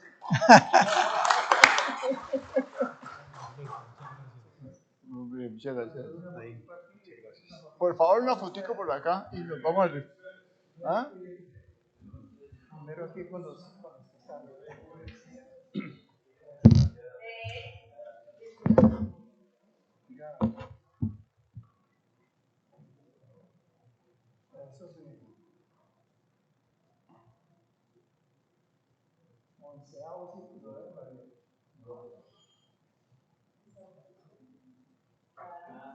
Listo, ahora sí todos, por favor.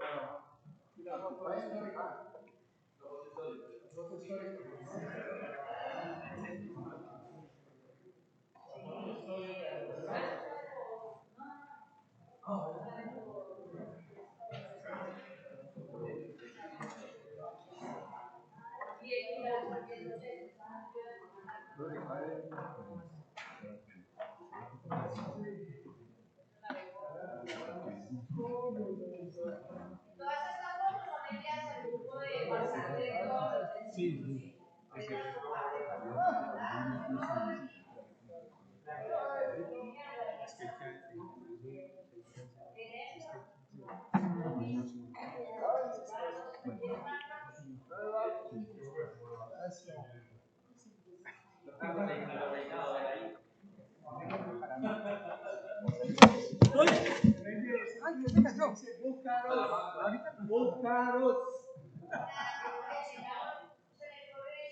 Comienza la violencia. Esta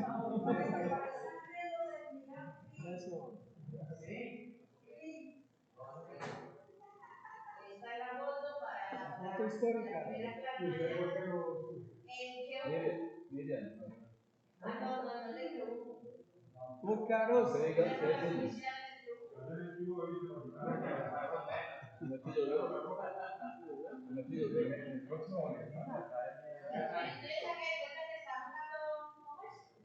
Fútbol.